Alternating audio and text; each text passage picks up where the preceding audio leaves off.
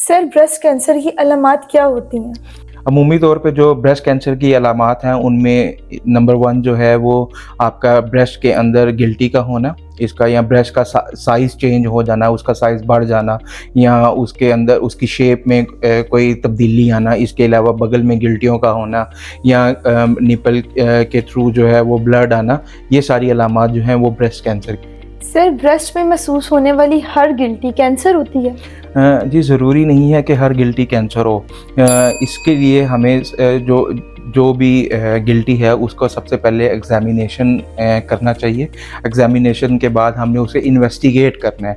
Investigation हम मैमोग्राफ़ी से कर सकते हैं, हम अल्ट्रासाउंड से कर सकते हैं। इसके अलावा बहुत ज़रूरी है कि हम उसका सुई वाला एक टेस्ट करें, जो कि हमें 95% बता सकता है कि ये गिल्टी जो है वो कैंसर वाली है या नॉन कैंसरस है।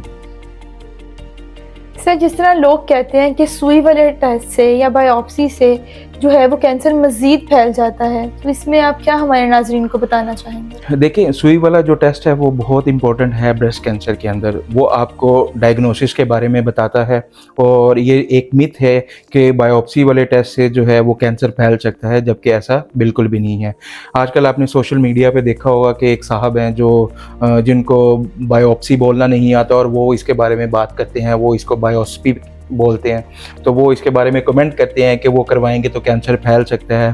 तो मेरी नाज़रीन से जो है वो यही गुजारिश है कि ऐसे लोग जो अनसर्टिफाइड हैं, जिनको इसके बारे में पता नहीं, उनकी राय को तवज्जो देने की ज़रूरत नहीं है। मैं मज़ीद कहना चाहूँगा कि ये जितने भी टेस्ट हम बता रहे हैं या हम कर रहे हैं, ये सारे एविडेंस बेस्ड टेस्ट हैं जो कि अमेरिका, यूके, यूरोप, कनाडा, इन सारी जगहों पे ये ऑलरेडी करते हैं। हम उन्हीं का डाटा जो है वो एक्स्ट्रापोलेट करके हमने भी ये सारी चीज़ें इंटरनेशनल स्टैंडर्ड्स के मुताबिक हम कर रहे हैं। और जो मरीज़ अपने मर्ज़ का तशख़ीस नहीं करवाते, वो बायोप्सी वग़ैरह नहीं करवाते और अल्टीमेटली क्या होता है कि वो एक स्टेज आती है जिसमें उनको डॉक्टर के पास जाना पड़ता है। अनफॉर्चुनेटली वो लास्ट स्टेज होती है जिसमें डिज़ीज़ आपकी बहुत ज़्यादा फैल चुकी होती है, जिसमें फेफड़ों में, हड्डियों में, तो जिसका कोई इलाज मुमकिन नहीं है फिर। तो